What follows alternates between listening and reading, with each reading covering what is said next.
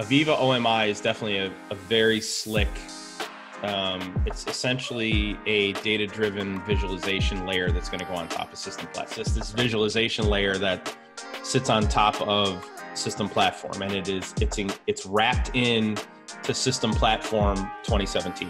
Okay, so licensing wise, nothing's changed. So it looks like it's essentially a new core component of system platform, right?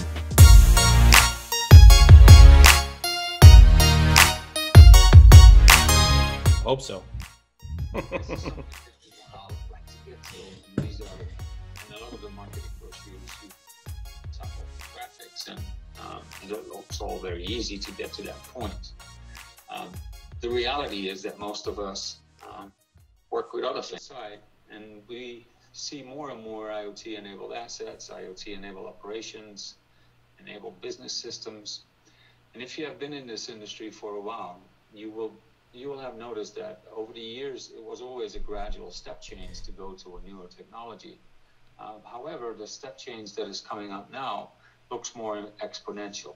And it's definitely more exponential if you look at the amount of vendors that you see popping up left and right. This is all junk.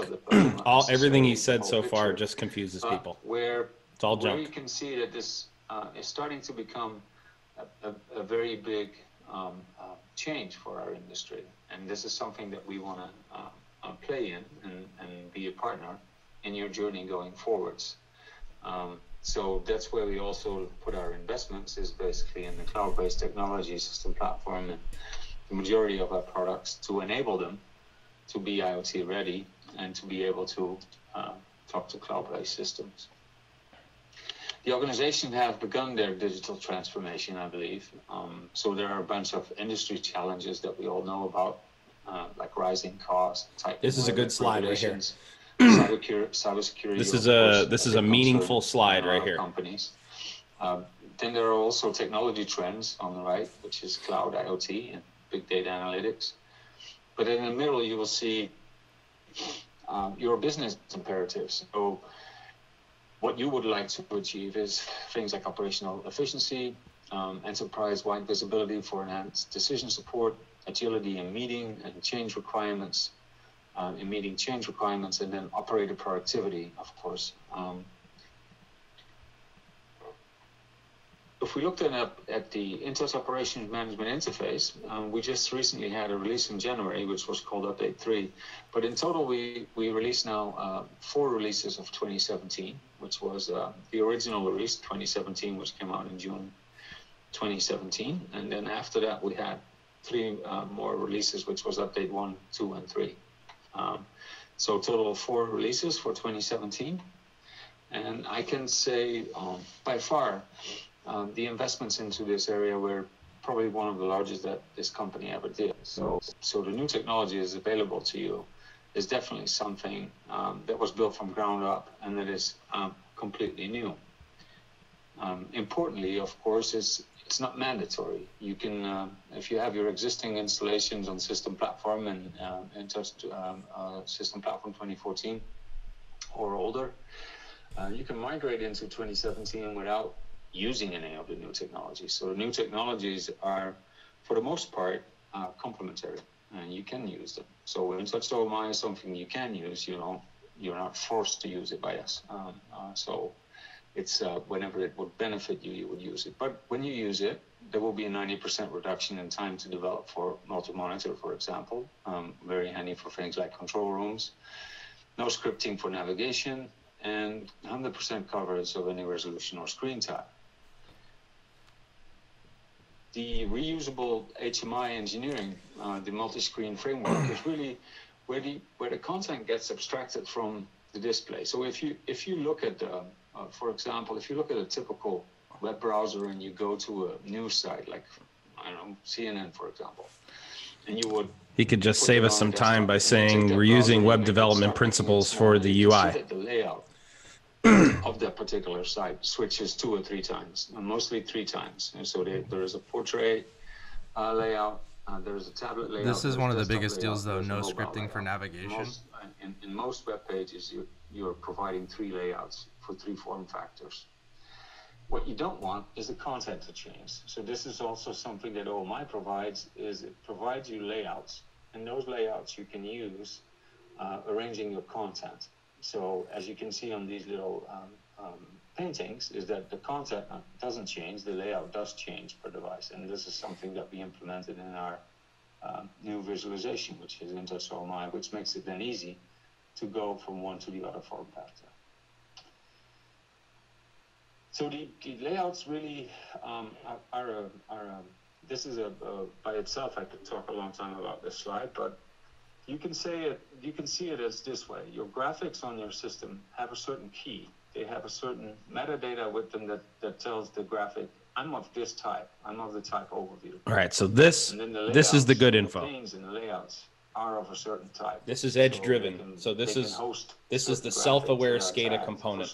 That's what this is. So at that point, when you click on an object that has graphics associated with it, the system knows where to put these graphics, because it might have a graphic on there that says overview, and it puts it in the overview pane. It has a graphic on there that basically says, I'm a faceplate. It goes in the faceplate pane. So these type of things automatically make the system detect what type of graphic are you trying to show and where does it go into the layout. This isn't quite edge driven. Is then also handy. This is abstraction layer driven. So because then the system still knows. But this is the important slide. Content. So all content in the system is tagged with a content type. Panes with layouts consume one or more content types, and then plant travel model navigation.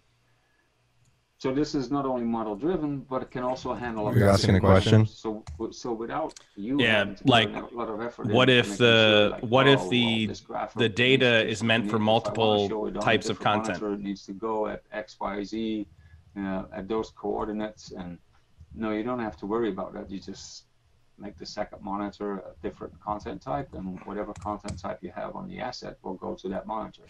So it's very easy to then move content around depending on the real estate that you have available.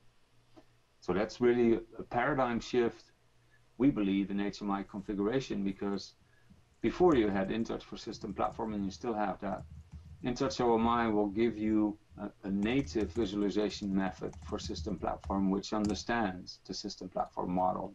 So if you're used to building System Platform projects and you have organized your models that way, now you don't have to make an additional navigation model. It's already there because it was created as a System Platform part. Can you still hear me? Yeah, I can hear. Then this explains a little bit with these content types how that works. So you have an orchestra object. There are 3 graphics on this object. They have a different content type, and you can set that up in your graphic. And then the system, when you click on that, it knows where to put these graphics, and the end result then is an auto-filled pane, which we have on the right. So it does seem like it's a very technical overview. It's a big concept to explain in a couple of slides, but that's the main key about OMI. Native multi-touch is built in, so this is really slick. Operation, of course, 2-finger operations and 3 fingers. Multi-touch. And so fully multi-touch. We also added multi-touch in update 3 to Intouch Access Anywhere. So if you are accessing using Intouch Access Anywhere to get to HTML5 for the desktop terminal server, you can use now also multi-touch and single sign-on. So. And Intouch OMI is integrated with the Intouch Access Anywhere software in update 3. Then I wanted to take a little bit of time in my last slide to talk about architectures. We spent some time during the development of 2017 to be able to run more on one node. So on the left side, the most simplistic one is one box, and that could be a client or a server system. In client system, you wouldn't be able to run to 100K of I/O, but 225,000 I/O can be a client. The development time here is still but if you need more significant. than one client, on the orchestra you go to objects and screens, or you have more than 25. Yeah, because you still have the underlying orchestra architecture, but that's still all which is nodes, still long time to value. 100,000 I/O. Okay.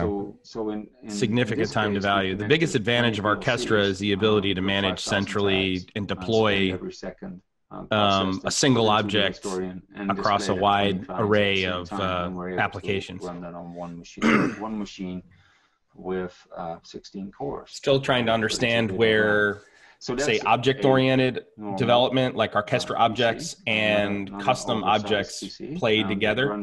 They used to be within InTouch. You could drop an orchestra object and just bring a label onto a screen in the same window.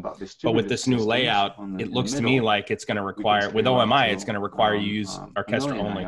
Or 10 million tags. So also you have to take. I believe you are correct. If you have a 100,000 IO system, it's the whole model-driven concept. So you need to have that orchestra model to so 10 million tags or 1 million drive the navigation. 200 to 400 nodes on LAN, and then of course with I would like to point out to anyone from AVEVA that's watching though that I did convince Walker to join this webinar to give OMI an honest look. So very scalable from small to large, and because you have and still are a system platform fan. The new sensors coming in like IoT and IoT hubs. You know, I have 20 years of development with system platforms, starting with the original.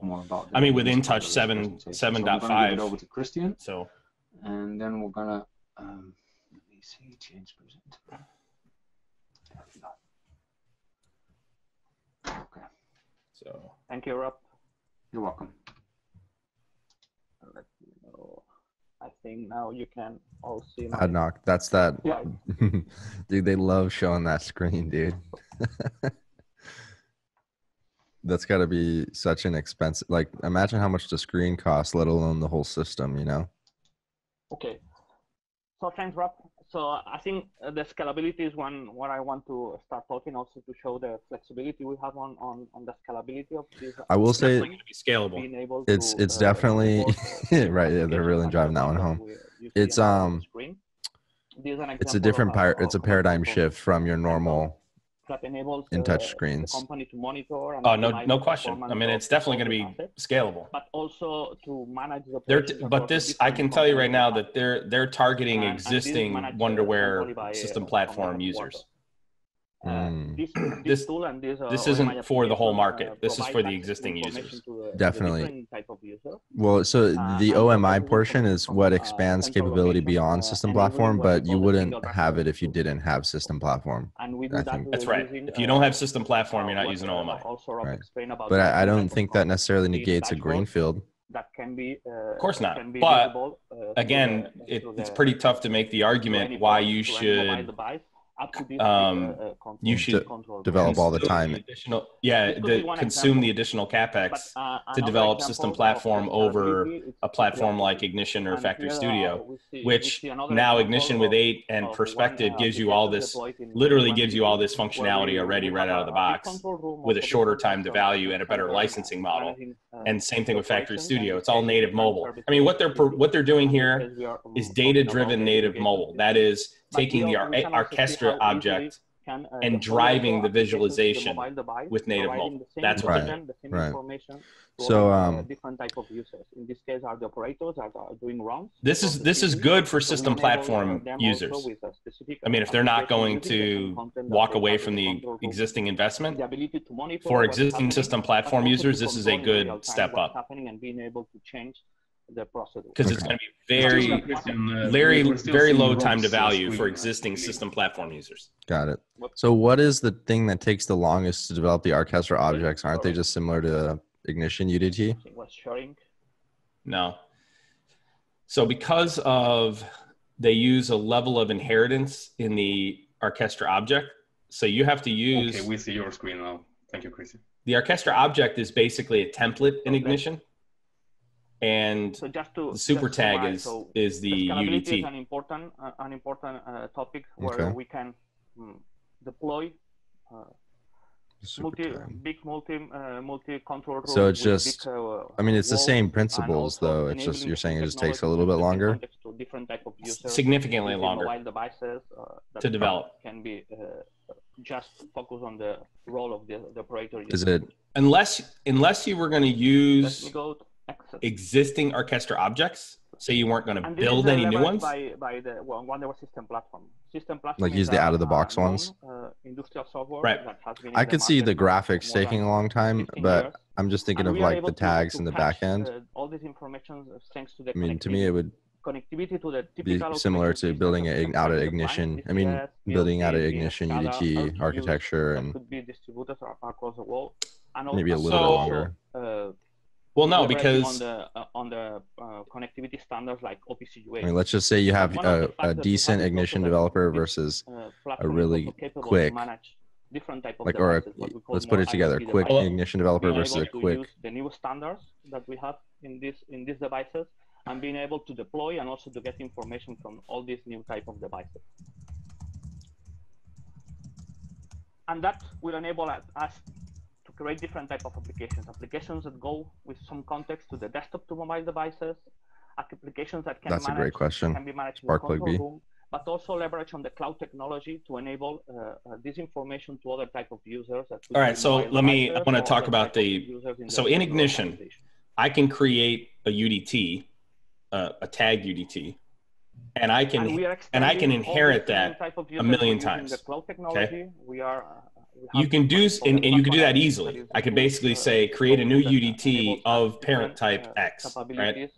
Okay. That's on the tag side. That's on the data side. By cloud technology. In Wonderware and system platform, it's not that easy. It's actually much more complicated, and it's much more difficult to manage whatever elements that the parent UDT controls. It's much harder to manage those down to the instance layer. Yeah, much more difficult and much more difficult to manage.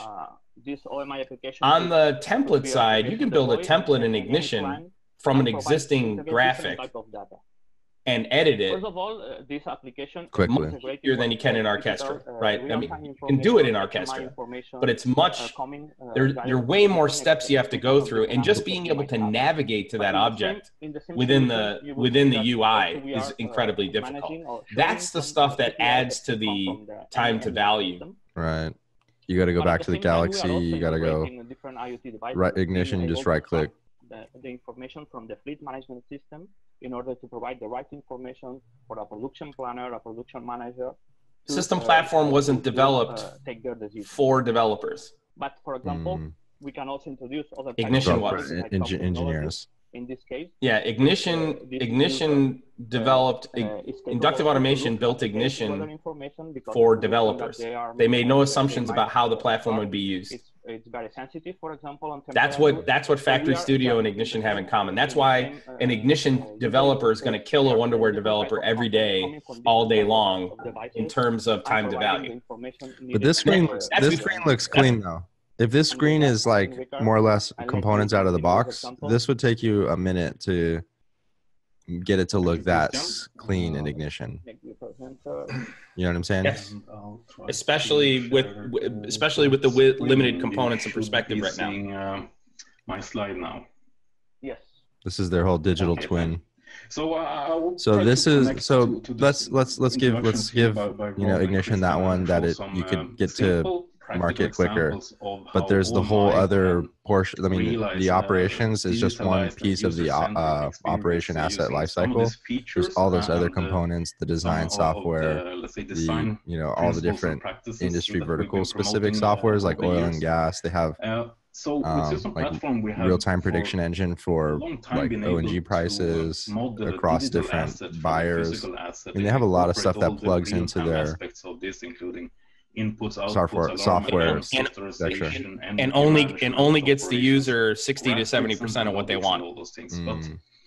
But so then you've got to close the gap. Much more also. There's other I bet you there's a lot of people that have Ignition and is useful in Wonderware. the operation of this asset. Which by the way, it's that gap that drove that in licensing costs is what drove the market for inductive automation. Plant engineering data that hasn't changed, as well as they needed 20 clients. It was going to cost them 80 grand. Like ERP, I think there's like that one project that Steve was just like, that's it, 80 grand. I could build my own software. Like collaboration tools and planning and scheduling, but basically any kind of aspects that we can leverage to get more information, make the right decisions.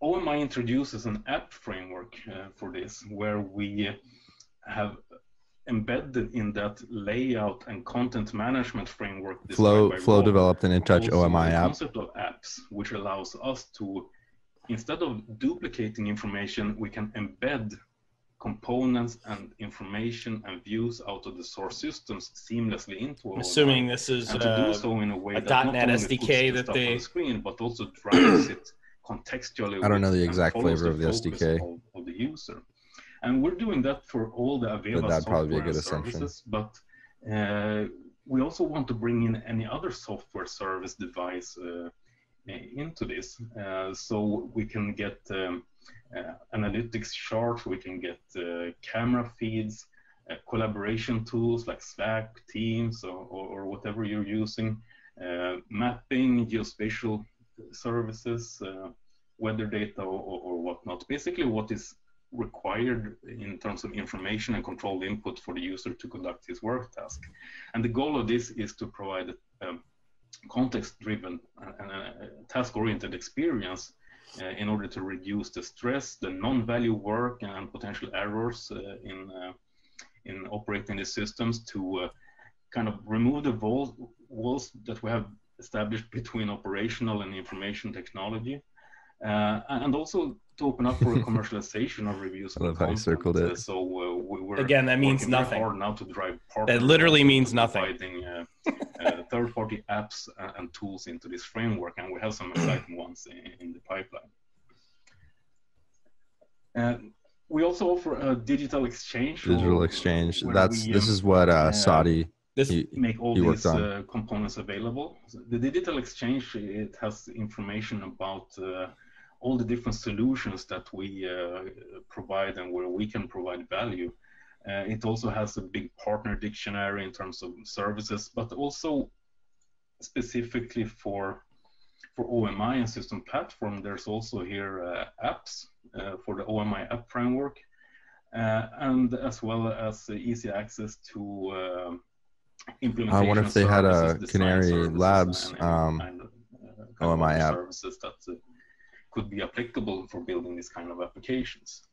And this is in the early stages right now, and with update 3 we saw also an integration into the engineering tools, so you can actually access I want to show you something. Exchange from the system platform developer tools, and that is something we expect to continue to move forward to add more value. Oh my God. It's weird that they typically, at least the shows that I've been to, they're more so looking at the top view.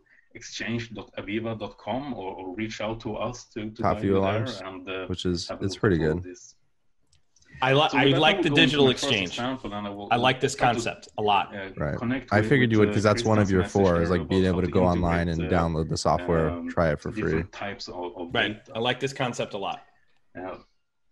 So I have a small video here, and at the site level, this OMI application integrates HMI data alongside KPIs from MES, as well as weather data from a cloud-based weather service, since the weather conditions may affect the grade of the raw materials if not unloaded in time.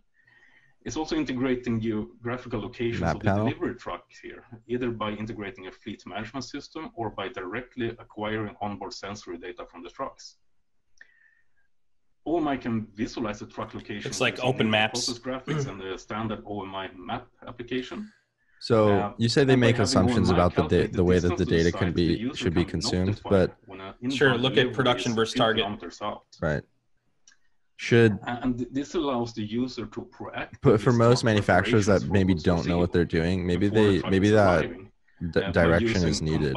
You know? It's not though, because it was a good assumption initially. It was a good assumption initially, but they're not coming to you unless they already have a vision of what they need to digitally transform. Right. They already have spreadsheets. They're already doing this manually. Right. I guarantee, and in our experience, the way they're doing it manually doesn't line up to these objects that they assume you're going to want to use. delays. Perhaps the driver can. That's why software platforms like AVEVA, they always use like the bottling plant example with the capper station and the filler station, and they always use the exact same example because that's how they see manufacturing working. And weather data. OMI can help. This is the problem with OE 1.0. Proactive scenario. Right, exactly. Increasing the operational efficiency while also reducing the stress and risk of mistakes. There's a lot about this I like. I mean, if I'm working with system platform, you're stoked on this. I'm excited about this because there's no way I can get them to switch platforms to move to a unified interface that's data driven. Right. With reactive visualizations, right? Now I've got an option. I've got an opportunity. So I'm definitely excited. If I'm a platform. They're answering your questions. Yes. Yeah, I see them. That something has happened or something requires. Do you want to read and answer the questions? The second part is the comprehension. Yeah. So I asked, can you tag data for multiple types of content? And they said, yes, you can. There are around 25 predefined ones, and we believe there are like 50 user-defined types. But it can be a selection of multiple, single, or none if you want manual content. So what it means is you can tag an orchestra object for multiple types of content. Okay. You come back to are these visualizations with the OMI orchestra objects only? And they said no. These are orchestra graphics and they live in the graphic toolbox or on the object. So both are possible. Yes. So there's also a new method which is a link. You can link a graphic to an object from the toolbox. Okay. As we saw in the previous example, also embedding external. Oh, so it's more component based. That truck is right, exactly. And then, are you supporting Sparkplug B? The OI servers do support NQTT, but I'm not sure if it will support Sparkplug B. But I'll have to pass that question on and get back to you. So that's a no. That's good. Maybe, but maybe they'll get back to us. Maybe us being here will have an influence on them supporting Sparkplug B. I think that'd be a huge win. The second answer is a good one, a very good one. The fact that you can tag custom objects. You know what I was thinking? Now I'm thinking about it. I think their direction is like they try to not steer you away from the orchestra graphics, but they're like, all right, well, if you have orchestra graphics, you can plug them in here. But there's really so much more. You know, the design has come a long way since then. So, you know, things are moving away from the PNID type screens and kind of more of the situational awareness. At the perception level, we're exposed to a very wide range of data from all kind of automation. Ask if OMI is part of Flex. Kind of mine that down to actionable information. So when I make my decision, it's based on something good.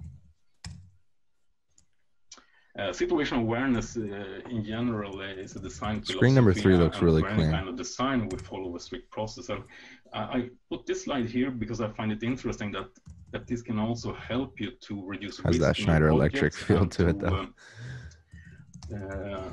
To drive more user engagement in defining the applications. So with a design process like this, where we start off from a whiteboard, go to pen and paper, then to digital designs, and finally implementation in our software, we can make most of the decisions on early stages. So in this design process, we took about 90% of the decisions on whiteboard, which just can be erased and redrawn very quickly. Obviously, when we have a good idea, we try to take a photo of that so that we don't erase it. But then a little bit more. Yeah, so it definitely runs on-prem. I'm not sure if it's part of the cloud solution or not, though. The system, most of the decisions are made. We have I think their goal is to have everything be a cloud option or a hybrid option. That we're pretty sure about the outcome and the success of the outcome when we start to enlist the developers. Especially on enterprise levels, basically it's going to be managed from the cloud, pushed down to the risk and to develop something to the site level. Success as a first attempt. With digital transformation, you know, this turns out to be more people transformation or people work transformation, and it is certainly a user-centric transformation. And with OMI, we're trying to support this by going from this picture here, where that user is exposed to a wide range of systems, and he needs to translate information between different systems and potentially being exposed to a lot of technical jargon. Yeah, this is a we're big trying to convert difference. that into a task-oriented experience instead, where the focus is for the user to provide value-added work and let the computers take care of the background stuff. So coming back to the example we showed earlier here, system can notify the user that the delivery is inbound. It exposes information which is relevant to this activity, brought together from different systems to support the decisions by the user. User can register that goods have received. They're trying to make one basically interface, so you don't have to go to all these different pieces of software. I mean, in that regard, it's kind of like Ignition being platform-based. You could have all of your layers in the stack in one interface. They're trying to go with that approach. Well, you know, you need to take a sample also, and the user can register that sample.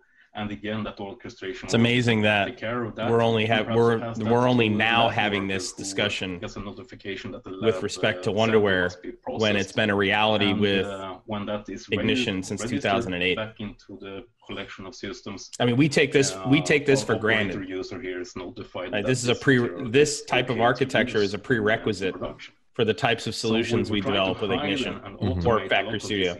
Right. Well, you are leading edge though. I mean, OMI is just now bringing. I mean, and if the AVEVA solutions are, if AVEVA is the you know, if they're the measuring stick for where the majority of the market is, then the market caught up 11 years after the technology was ready. Well, what I will say though is I think you'll start to see less system platform to Ignition conversions. Remember those were really popular in the mid-2010s, like 2013, 14, 15? They still are. They still are. There's something like 40% of all new installs are Wonderware to Ignition conversions. Because the pricing's still out of whack. Now, the Uber experience is very. I mean, I asked this question about pricing. They won't be able to give me a straight answer. You watch. It will not be a straight answer. When you go to inductive automation, if you went to them 6 months ago and said, how much is it going to cost me to get me my platform? They're going to go $15,000 plus 18% a year. End of discussion, right? Now it's $21,000 plus 18%. You know, so I think one of the I guess the arguments for that level of pricing is so that way they could sell OMI to a small client who has maybe a few thousand tags at a different price than a big giant enterprise client that has millions of tags, and it's the same piece of software.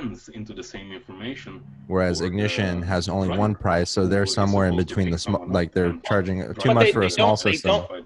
They don't just if one price. They have scaled back versions. You know that. You can get like, you know, one Vision client license. That's true. Like if there was one. But what do they market? But what do they market? One price for your server gets you everything. The unlimited version, right? Yeah.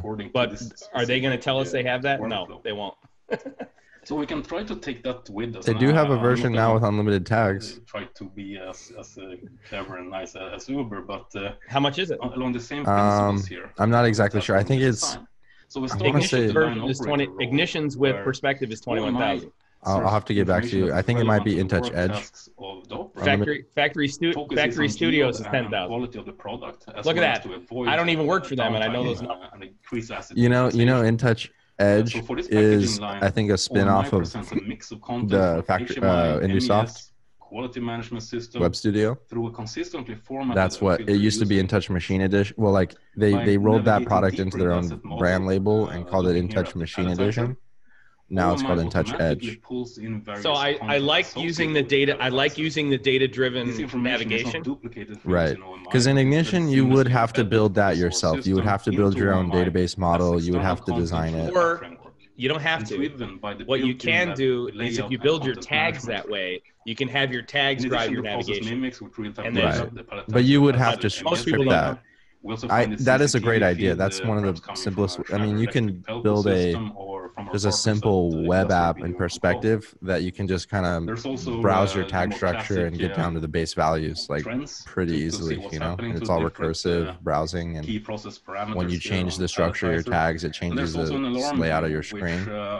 Like that's really cool. I like this visualization. This is really what Factory Studio's strength is using panes on a window to drive other visualizations. I like this concept a lot. This is something that stands out to me. Right. Contextual navigation. Used in this cell for some calibration tests. Much harder to do this type of thing in Ignition. Also here a YouTube video coming from the manufacturer of the a YouTube video on that. Sweet. Which illustrates the correct procedures here to refill material, and it actually has the sound also coming through here. So I think that would be a great question. If you had a customer now so that helps that came to you with a large system platform system, if we switch to a maintenance role instead, would you feel comfortable migrating? Like, let's say cost is not an issue. Like, let's say it's expensive, but you know, you're not necessarily cheap either. Do you lead them into OMI? Do you migrate them and feel comfortable in doing so? There's a whole host of other questions that have to be answered before I can answer that. Number one has to be, you know, how you know, are they adopting Sparkplug B? Number one. Okay. Something happened to my... Number two, you know, how big of a role will protocols like LWM2M, DMP3, and MQTT play in the future of AVEVA's solutions? So the engineer can see the make and model. But what I can tell you is that the answer isn't no right now. I can tell you that. I mean, I'm impressed with what I've seen so far, but I'm in this case I'm cautiously impressed. So that the engineer can quickly gain access to detail. Because since the mid-2000s, Wonderware has disappointed me time and time again. Right, so that's still fresh in your mind. Yeah, they had so much potential and they went the wrong direction. I think that was a lot in part due to the Advensis acquisition, which was then shortly followed by the specifically toward the Schneider acquisition, right? The old Wonderware, before they went public, or even when they were public. So 05, so in 2005, 2004, 2005, which was when I made the pivot, and which was just a couple of years after Steve Heckman said, "Forget it, I'm sick of dealing with these guys." Quality management, document management, YouTube, they were in their stride. They were exploiting their customers. Finally, back then in 2004 and 5. Yeah. The users they were exploiting their customers. My dad worked for them around 97 to 2001. When we the 90s was the height of, I mean, Wonderware in the 90s was Ignition in the 2000s. They were a disruptive technology. They were rewriting the rule book. Do you remember the factory suite? Blank look into a database with InTouch, I think InDash, Historian, Trend. My dad was kind of behind the product making of factory suite. The issue here is that they didn't call it Historian though. They called it they created their own name for it, right? You know, which I hate when companies do that crap. I forget what the name was. Looking into the alarm list, I need to find the data. I need to read the information, like what was the tag, what was the timestamp, additional metadata from the alarm list, then to kind of transfer that into a trend tool to find that specific process. I'm using the A6400 as my webcam. That's why it looks so good. And figure that out. This has been working successfully for years, but it doesn't really scale well. And with the amounts of data that we're exposed to today, it's becoming more challenging. And also another fact is that we have been doing process optimization or machine optimization with tools like OE and downtime for so many years that the bottleneck is more becoming the human processes now. That's cool. So I'll show an example here in a scenario where we're conducting a shift handover and gathering the leaving. That's a great question. And starting shifts are on the screen. to analyze what happened throughout the previous shift. Transparent pricing. We're using the OMI here to look at the. So if the answer is no, then that means they're still relying on their distributors basically to obfuscate the pricing. We're now looking at it means that they haven't really changed. The historian through the same user interface that the user. My next question is going to be, where can I download this? Alarms are superimposed on the playback timeline, which allows us to easily navigate to points of interest without actually reading or remembering what timestamp that was. How's New York? Enable playback as well, so that we rainy? Put this into a kind of. You can tell I'm in the New York office, obviously. And also fast forward. So I got that, so that where the desk is oriented, there's a bed directly behind me. Pay this back through different speeds to I should put chairs investigate or something the back there. behavior of the process leading up to a specific event of interest.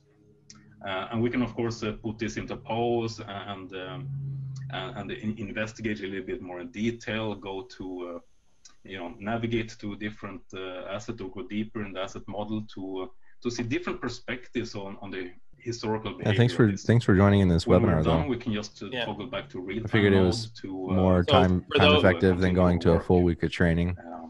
And all of this is built. So one of the things that it's just a native, for everyone else that wasn't, we weren't really talking about it, but the idea of being able to treat your visualization as a DVR, that's what they were showing there with OMI. So that you could go back and scroll back through periods of time, which is something we've been doing with Ignition for that 6 or 7 years. Concludes my demonstrations. Ever since the guys from Tamaki, Cody. Yeah, Tamaki Controls are the ones that wrote the module that does that. It is nice having that be part of the platform though, and out of the box. For the work task of the user, and to help. Yes, it is. Let's say non-traditional data like IoT, like sensory data.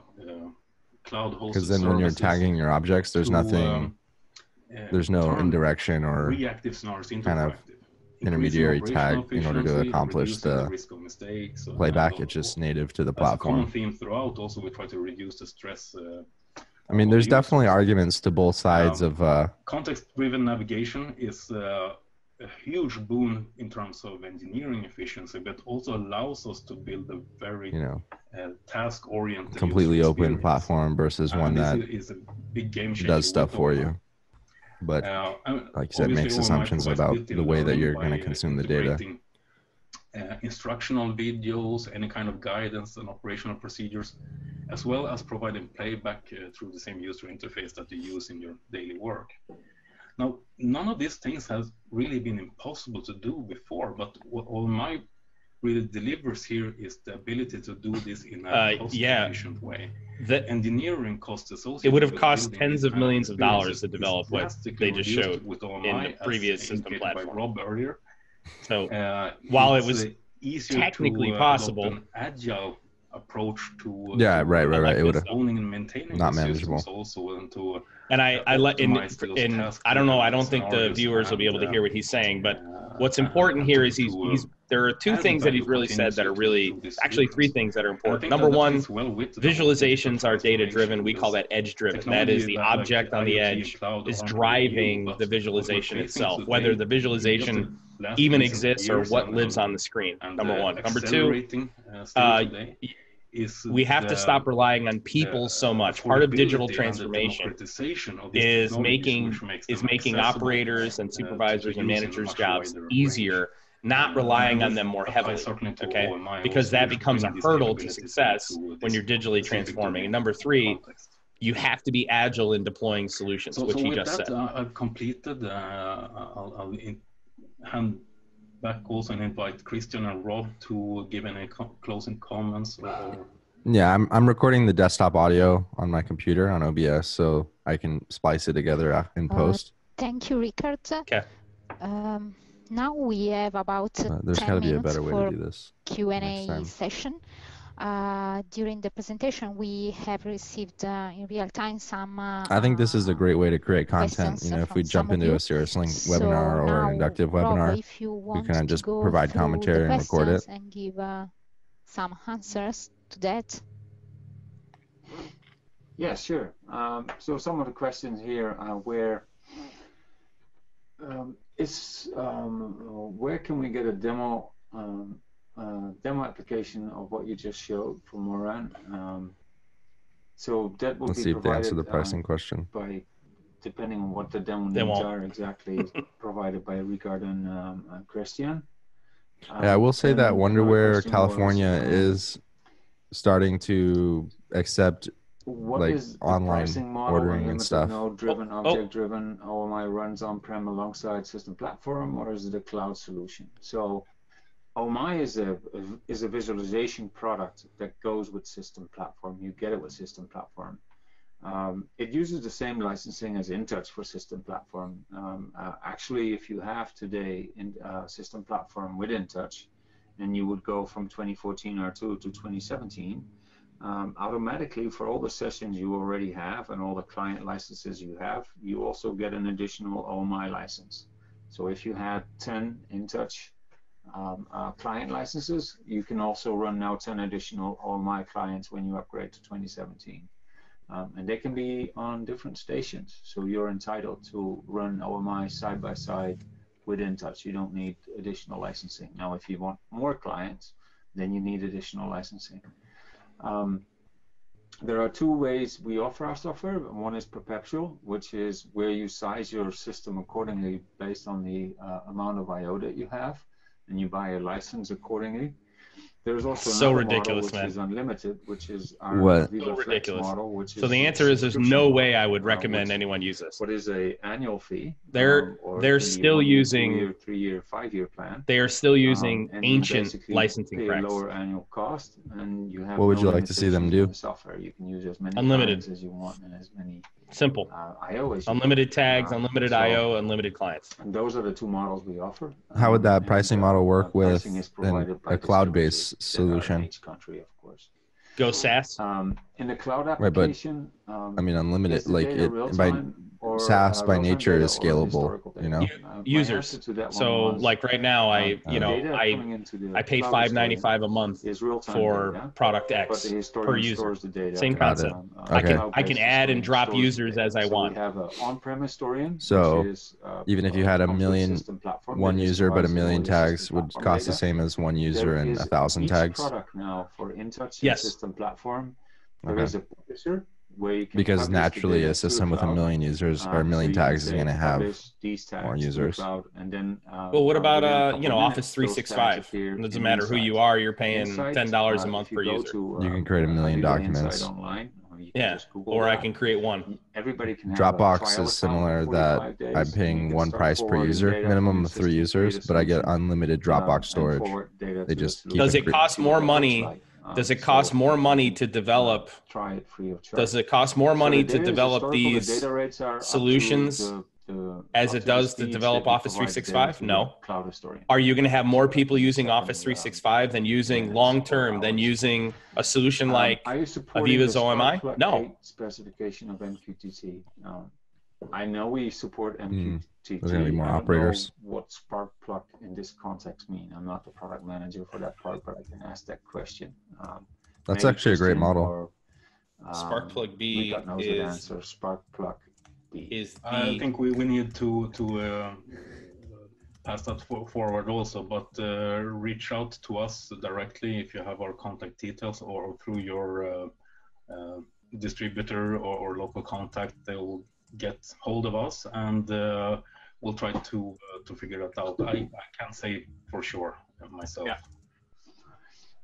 And then are these visualizations with OMI Orchestra object only?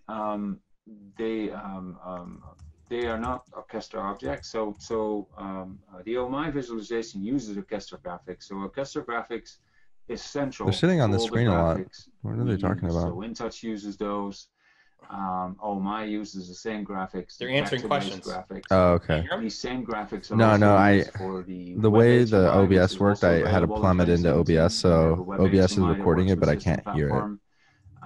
There was some conflict between OBS and Zoom. Orchestra graphics on HTML5. The technology behind OMI is WPF for desktop. Basically also using the same graphics.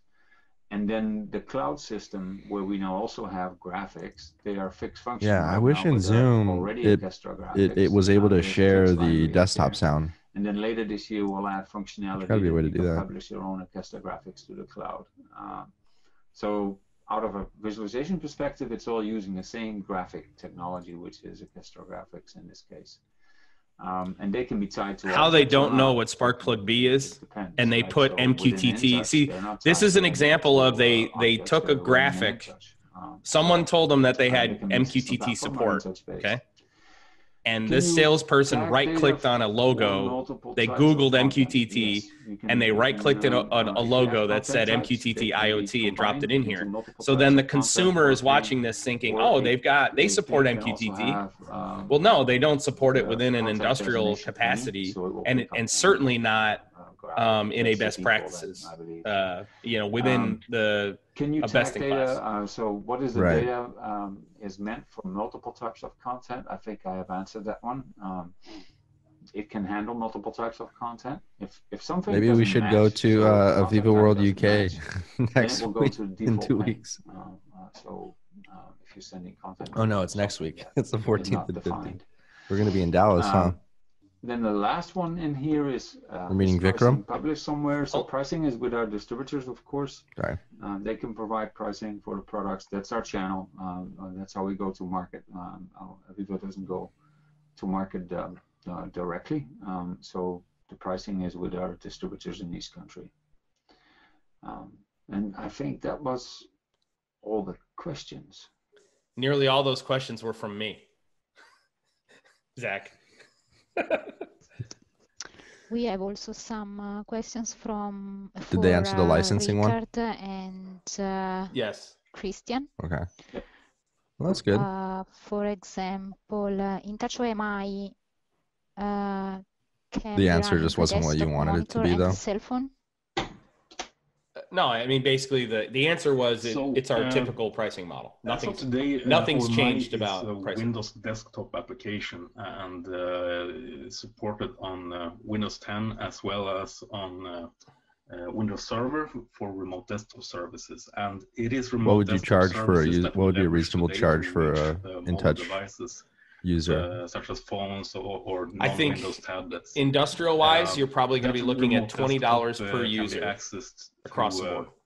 Remote desktop app on the device or through a web browser. That can't possibly include every portion of the stack that AVEVA offers. Like remote desktop services. Absolutely can. Comes. I mean, that barely covers like the cloud storage for all the raw data. You know. We currently don't have a native for the mobile devices, but how much do you pay for your roadmap? 2 terabyte Dropbox? Is that we can serve content $25 a month devices, and we can.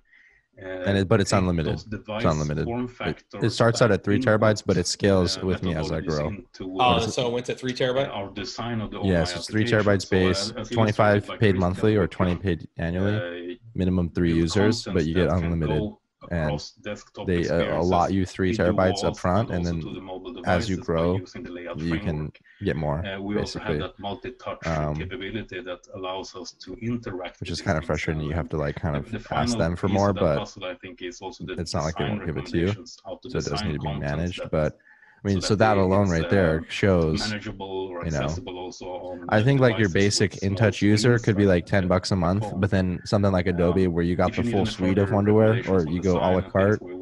I think I don't see why you wouldn't pay. I mean, if you pay $200 a month for software as a service for Salesforce, what's wrong with paying a $99 or $200 a month for an operator's suite of software? So if you want to have a full, if that also includes, let's drop off of this and then let's kind of summarize what we. Okay, sounds good. But also, Bye. All right. So in terms of what we saw, okay, AVEVA OMI is definitely a very slick. It's essentially a data-driven visualization layer that's going to go on top of system platform, right? That's basically what it is. So if you want to know what it is, it's just this visualization layer that sits on top of system platform, and it's wrapped in to System Platform 2017. Okay. So licensing wise, nothing's changed. So if it looks like it's essentially a new core component of System Platform, right? Mm-hmm. Right. So what is OMI? OMI is a reactive mobile visualization configuration layer that is data driven. So which is it's a good thing, except it's not driven from the edge. It's driven from your orchestra graphics. It's driven from your objects within System Platform. You drop a label on a screen. You can use, any object that's mapped to that label can drive a visualization. Layouts, they're basically using a pane structure on the windows, and they're defining what belongs inside that pane. And then an object that's in the hierarchy that has the tag that ties it to that pane ends up inside that pane. That's basically how it works. It's got some really cool native functionality. That is, it has the OMI is a historical DVR. So that is, when tied to the Wonderware historian, you can essentially, what OMI will do is it identifies all of the tags that are driving the visualizations on the screen, and then with a scroll bar you can slide back and forth through time, and the visualization will update as if it looked when it ran through there in real time previously. Cool functionality. Couple of concerns. Number one, I asked a very basic IIoT question about MQTT. That is, are you supporting SparkPlug-B? Why does SparkPlug-B matter? SparkPlug-B matters because it means that you can use your edge devices that are publishing data over MQTT to structure your data model, right? That's really what SparkPlug-B does. SparkPlug-B allows the device on the edge to say, this is what I want the data to look like when it gets published into the namespace, okay? So in order for you to have fully edge-driven IIoT applications, that is, I plug a new PLC in and all of the objects inside that PLC show up in a visualization somewhere without me doing anything. All I do is give it permission to publish to our broker. In order to be able to do that, you have to have a formatted payload. Now you could define your own, which means I could construct my own specification on the edge, and then I could write my own parser, right? But that isn't ideal. I mean, SparkPlug-B exists for industrial data. It was written by the inventor of MQTT, and it's managed by Eclipse. So that's kind of important. So that tells me that AVEVA doesn't, or at least the people on that call, don't really have an IIoT strategy, number one. Number two, again, no answer on the licensing piece. Nothing's changed in terms of how they're licensing their product. It looks beautiful. It has a ton of potential. But again, there are some basic requirements in order for you to be an Industry 4.0 platform. Let's hear them again. So number one, you got to be wide open architecture. Okay, looks like for the most part, AVEVA has opened up. Not entirely, but mostly they've opened up. So let's go ahead and give them credit for that one. Number two, you got to have simplified, unlimited licensing. Okay, unlimited tags, unlimited clients. It has to be that simple. Okay, they don't have that. Okay, number three. I have to be able to go online and download your software and test drive it without talking to anyone. Okay. Number three. That's what the connect or the exchange is supposed to be. That's what the exchange is supposed to be. Okay. The problem is since OMI is wrapped into System Platform, and you can't just go to the exchange and download System Platform, you're going to be able to go and download add-ons for System Platform. So they're not, again, they haven't met all of the requirements. Is AVEVA trending in the right direction? Yes, they're trending in the right direction. Am I impressed with the development of OMI? Yes, I'm impressed with the development of OMI.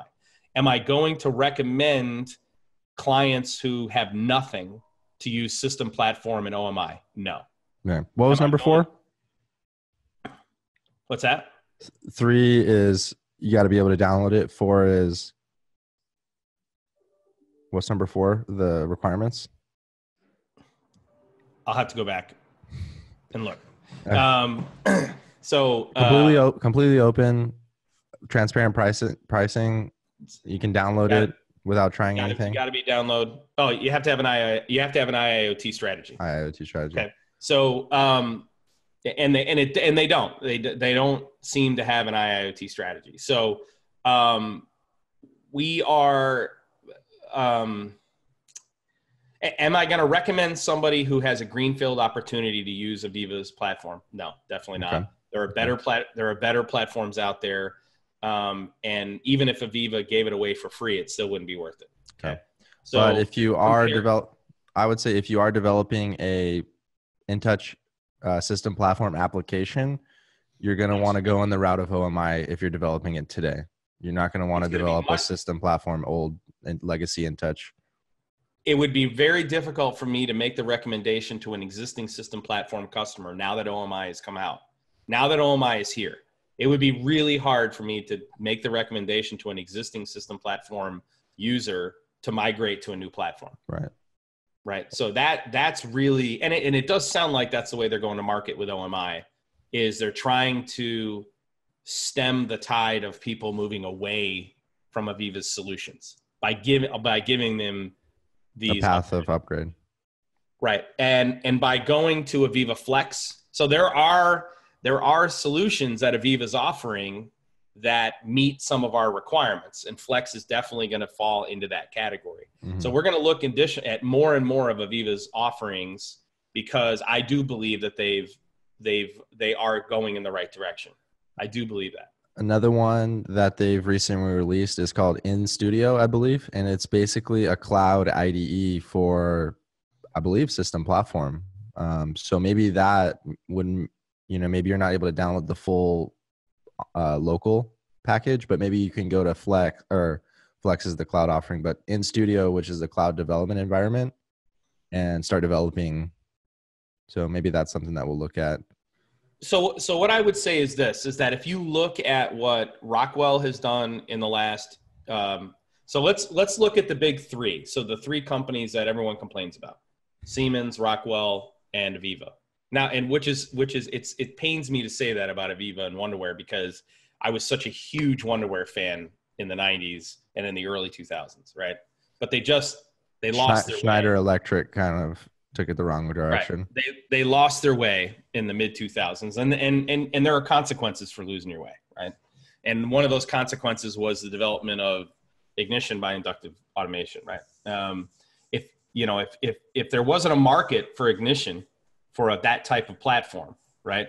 Open, scalable, unlimited simple licensing, community driven, cross-platform. If there wasn't a market, then you wouldn't have seen their unbelievably precipitative growth. Okay. So, because while they're good at marketing, they're not really all that good at sales. I mean, it's not like they're out there with 500, people. They don't have a whole network of distributors. They don't, it really organically grew. That platform did. And that's because there was a vacuum in the market that the big boys didn't fill. So let's look at the big boys though. AVEVA OMI is a response to Rockwell's merger with our partnership with PTC. Okay. Because Rockwell moved ahead, and so OMI for a system platform is ThingWorx for Rockwell. Okay. All right. So number one. And then the next one that we have to look at is WinCCOA. So WinCCOA is the open architecture solution that Siemens just dropped, that I personally believe is going to be a game changer. I'll make a comment, because I have developed a production application using WinCCOA. I've been to the basic and advanced training. It is very much like Ignition, and it's very fast. So you kind of get, I'd say it's, from that perspective, it's like Ignition and Factory Studio combined. But everything is scripted. There's no drag and drop tagging. There's no kind of when they said it was OA, they meant it's OA. It's wide open, and we're not giving you anything. You're going to build everything from scratch. We're giving you the environment to do everything and talk to everything and aggregate everything and visualize everything. That's what they mean. So for small applications, you're going to spend longer, and it's a steep learning curve. That's right. So let's look at the 5 platforms that we think really matter. Okay. So you've got AVEVA, the system platform. We're only going to talk about that offering. So that includes OMI now. You've got Rockwell's Factory Talk View. Okay.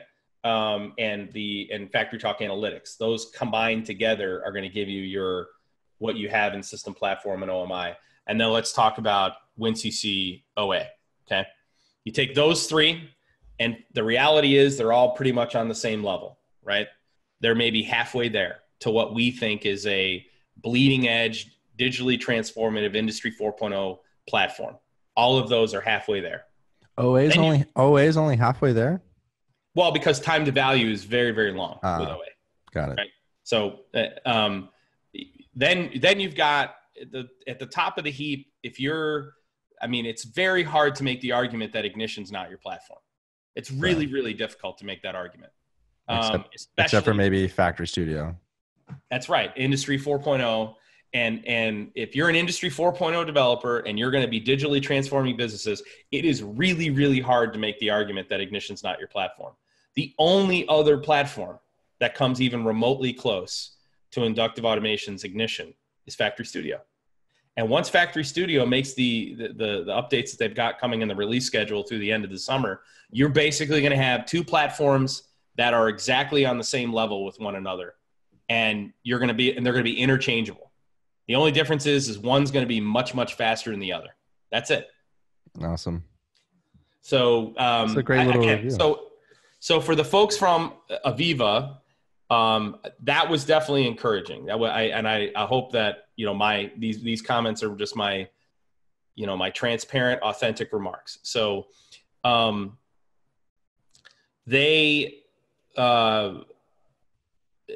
this is encouraging. I really want to take a look at Flex. I really want to dig into the exchange a little deeper. And I'm going to talk to our local distributor here in Houston and see if there's any change to the pricing.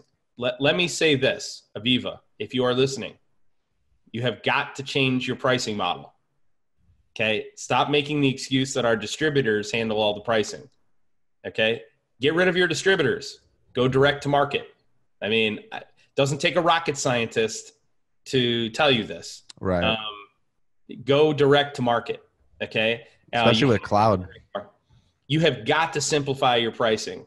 You cannot afford AVEVA, and Rockwell can't afford this either. You cannot afford to continue to go to market the way you're going to market on the licensing side. Can't continue to do it. And you don't have to listen to me, but it doesn't mean, but I'm right. But you don't have to listen to me. I give you permission to not listen to me. Distributor 4.0 is agnostic. That's exactly it. Distributor 4.0 is agnostic. We've made it clear. It's funny. It's amazing how many painful conversations I've had with vendors and distributors and end users over the last 3 or 4 years.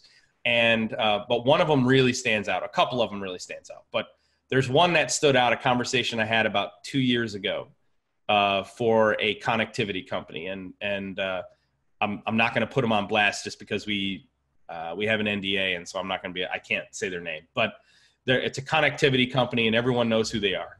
And a couple of years ago, they introduced their MQTT support in their solutions. And I had a conversation with them, several conversations with them, moving further and further up the product management chain about Spark-Plug-B. So, hey, listen, you got to adopt Spark-Plug-B. We can't leverage the solutions without you adopting an industrial specification for your payloads. And they pushed back. They basically said, listen, we're not 100% opposed to it, but we're not going to invest in it until the market demands it. And I said, you're the experts. You're supposed to be leading here, not just necessarily responding to the market. And that's what entrepreneurs do. Entrepreneurs respond to the market. Okay. But once you're a leader in the space like Apple or Amazon or Microsoft, you lead the market. You create products the market didn't know they wanted. All right. That's the way it works. Right. Yeah. I just found out here in the last couple of weeks that And those conversations were painful with them. They basically said, we're not going to adopt Sparkplug B till the market drives it. Well, I just found out here in the last couple of weeks, they told me, hey, listen, we're adopting Sparkplug B. 2 years late. Did they? But it's better late than never. And did they offer any condolences? By the way, in that conversation, in the last conversation I had with the product manager a couple of years ago, I said, listen, you're going to adopt Sparkplug B. Like, I can guarantee this. I mean, here's something I can guarantee. You're going to adopt it. But what's going to happen is you're allowing other connectivity companies out there who already have adopted Sparkplug B to get ahead. A start on you. Yeah. And that's exactly what happened. Let's do a quick, because we never did it. At the end of this podcast, let's recap last week's CSIA conference. Sure. All right. So what did I think of CSIA last week? The answer is it was a great conference, like it always is. In the keynote, the economist who speaks every year for the first time in many years is warning the industry that we have an impending downturn globally. So basically said, and in some markets, that downturn is already here. South America, for example, Southeast Asia, the downturn is already, it basically categorizes economies on an A to D scale, D being the worst, A being the best. Most of South America and Southeast Asia, those are Ds. That is capital investment in industry is going to be declining significantly over the next 12 to 18 months. And so we need to be saving money. That's basically what he said to systems integrators. Number one. Number two, the good news is that next year in the 2020 show, we had a chance to talk to Jose Rivera, and the theme of next year's show is going to be digital transformation and IIoT. That is how to build your business around digital transformation and IIoT. I'm a little disappointed that wasn't the theme of this show. I do believe that the theme is 3 or 4 years late. What was the theme of this show? So it was like cutting costs, reducing pricing. Yeah, it was pricing. It was cutting costs for your customers. Okay. So did it talk about transparent pricing? Are they moving? He talked about the various types of pricing structures that systems integrators can use, but that was really the theme of this show. I would say the expo, this was probably the best expo and the best and the most well-attended expo. That is the 3 hours when you can go talk to the distributors and vendors. This was probably the best attended expo that I've seen at CSIA. Yeah. We shot a lot of great content. Couple of companies that really, really stand out that I thought had great showings. Number one, Canary Labs. Canary Labs booth was, we didn't even get to shoot content because there was just a huge line of people to talk to Canary Labs about their historian. Number one. Sorba. So the Sorba AI technology, that conversation we had with AJ was a outstanding, keep your eyes on Sorba. That platform is the real deal. Just like we were saying about WonderLogix a few years ago, and now everyone just seems to have woken up to it. Sorba is the same type of thing. Flow. That was the most number of people I've ever seen, standing to talk to Flow Software about their platform was at this show. So how much do you think of that has been influenced by our hack campaign? Like honestly, I mean, there's no question that we've opened people's eyes to the platform. I mean, there's no question that we've had an impact on broadening their profile in the space. Is it measurable? I have no idea. I don't even know how we would measure it unless you to just interview people, right? Or if we did like a affiliate link or something to get people to sign up for Flow, kind of like some of the other affiliate programs we're signed up with, like WonderLogix, Seamless. I would say the highlight of the show for me, though, was definitely the podcast with Factory Studio. I thought that I think that that's something TATSoft needed to do a couple of years ago. Honestly, I think I thought it was I mean, the response to the podcast has been exceptional. I thought that was for me, that was the highlight of the show. Obviously, Asheville, North Carolina is beautiful, and the Omni is just one of the great things about CSIA is we're always at an amazing venue.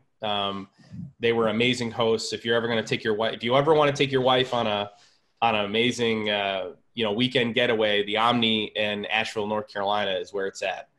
She will certainly leave that weekend more in love with you than she was when she came in. So, the international contingent was huge. The largest number of people who ever traveled internationally to CSIA, I think, was more than 70 something, maybe 90 something people of the 500 or so that attended. So it was a great show, well worth it. I'm definitely excited for next year. Because I think it's going to fundamentally change the membership. I think it's going to change the way the membership looks at going to market and what have you. What about you? What did you? I thought it was great, man. I thought it was the CSIA, the trade show was actually popping. The expo. We couldn't have even talked to everyone there. Plus of how crowded it was. The food was just amazing.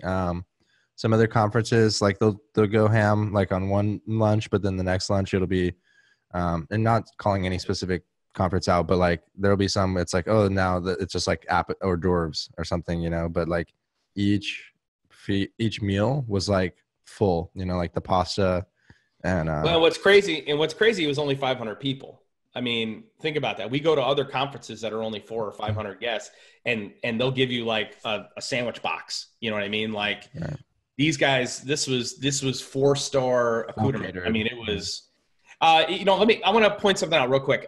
One other thing, the Opto 22 talk. Yeah. So the talk that I had with Benson. So not even the interview with Dan, but later on after we shot that content, I talked to Benson for probably an hour and a half.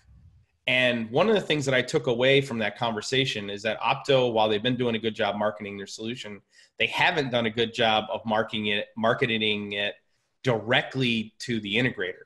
Because there's a whole host of functionality that lives inside the Groove Epic that integrators would lose their mind over. For example, the fact that you can write all of your logic in Python if you want to.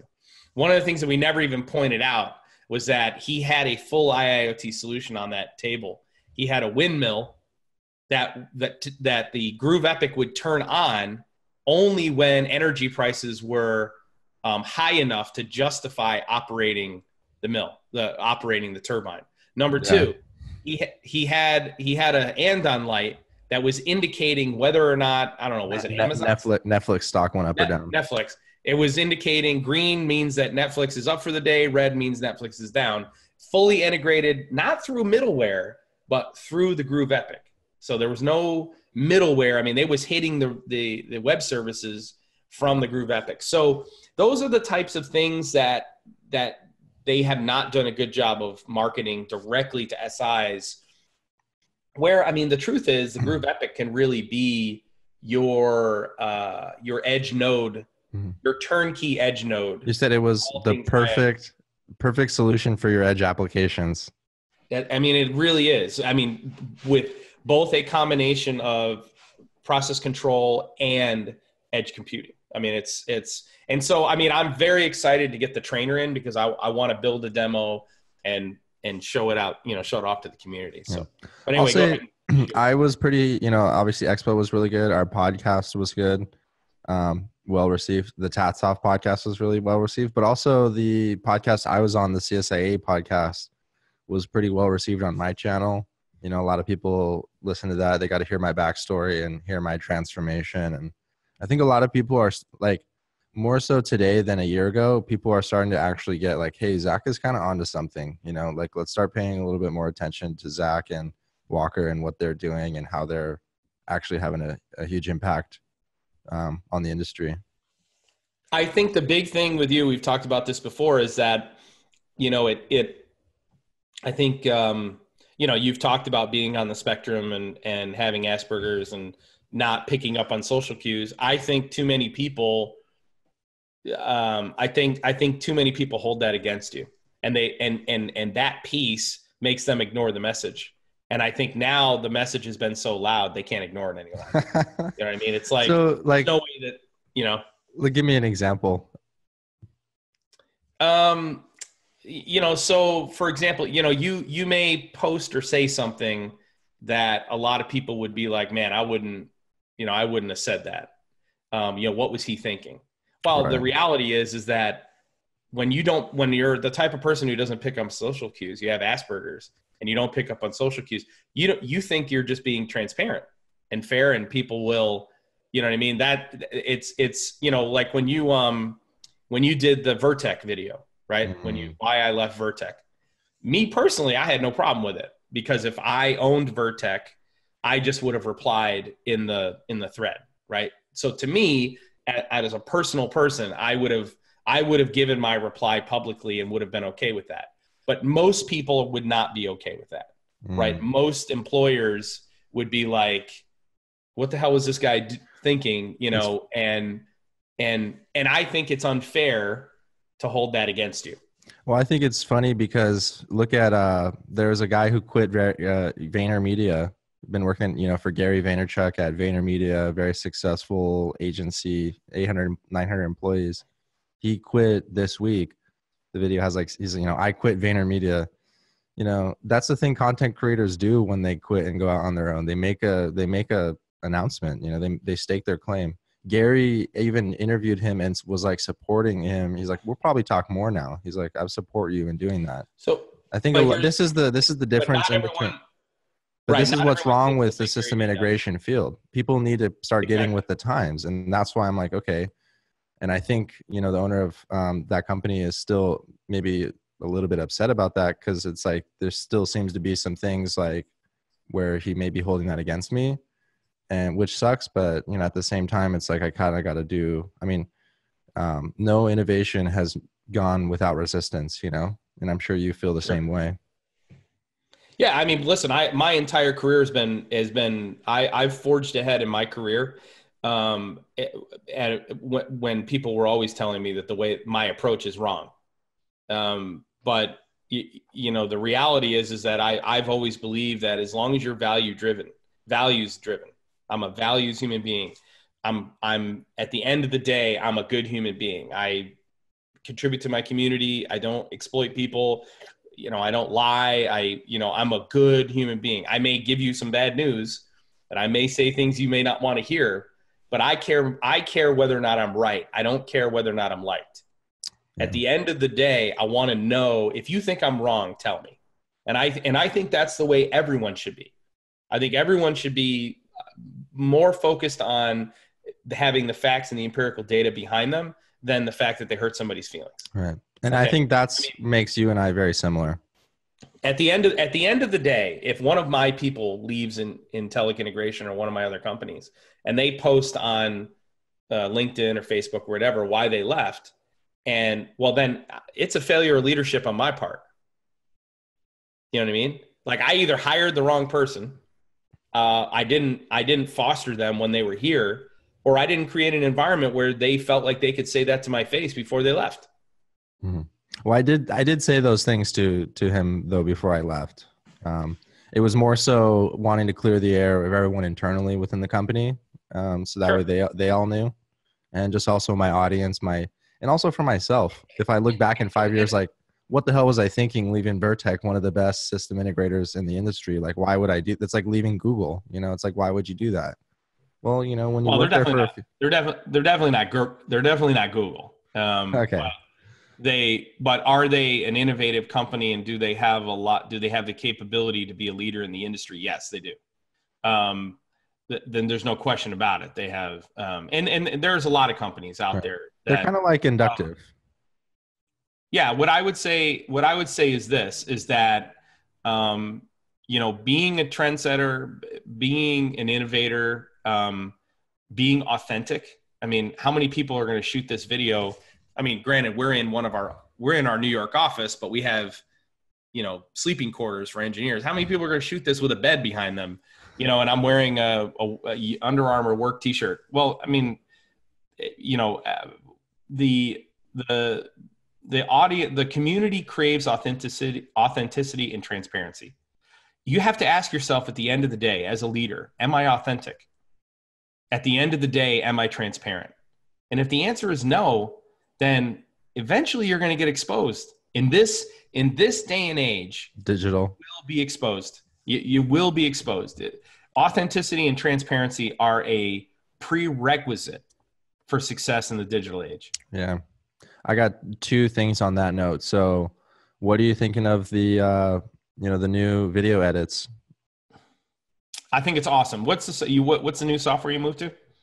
So I hired my first video editor, and he's a remote overseas from the Philippines. He's a really great guy, Christopher. So the workflow that we're using is I'm uploading all the raw content into Dropbox, and that's organized by client and by project. And then I have a Trello board with stages, backlog, in progress, ready for review, approved, and posted. So, and that Trello board sends notifications to a corresponding Slack channel. So I create all the projects and I upload the videos, and then he goes through and edits them, updating the status from the Trello board along the way. But he's using Adobe Premiere, I believe. And he's doing a great job. He's even like a lot of the call outs, he's picking up those things himself, like picking up the important parts to call out. It's a little bit off, but I mean, it's only been his third day. And so I think he's really doing a great job so far and helping me pump out a lot more volume of content. Automation month just kicked off, which you were the anchor, the first episode I posted our conversation at the CSIA on Monday on my channel. And then today is John Fedor, ex-Rockwell employee who now works at Seamless. So that's the whole Seamless plug sponsor that we're doing for 4.0 solutions. And then I want to do another best-in-class product for each of the remaining 11 episodes. And then I also I'm just kind of growing and trying to scale the output, scale the impact. I think the quality of the content was already good, and I think it's just getting better. I think that what's awesome. But ultimately, at the end of the day, what matters is the value we're driving in the marketplace. Right. I mean, at the end of the day, it's, are we helping to change the way people think? Are we pointing people in the right direction? You know what I mean? Are we having a positive impact on the community at large? Because at the end of the day, it's about helping to save and create middle-class jobs. Right. And for me, that's why I went to the Philippines, was because that means something to me. Is, Mary's half Filipino, my mother-in-law, she's from the Philippines. So I'm actually creating a middle-class job there in the Philippines. And, he loves video editing. He's like, anything video editing I love. He also builds websites and stuff, but he's been a great addition to the team so far. I hope that it continues to work out. And I really love the Dropbox workflow, how I shared you the link and you provided comments. It was pretty slick, man. I like that. I like that a lot, because I can basically, when it gets to the point in the video, I can just click, put the comment in. You've already got the timestamp, the whole deal. Yeah. What about, is he working full time? I mean, yeah. Is he? Yeah. So, well, the way I did it is I'm paying a full-time video editing salary for the Philippines, which is very affordable. And then I'm also paying him a production bonus per minute of edited video. So podcasts are actually just a flat bonus. Nice, because of how long they are, and they don't require that much editing. But then like the highly edited ones with the call outs and everything, I'm doing a production bonus per minute of edited video.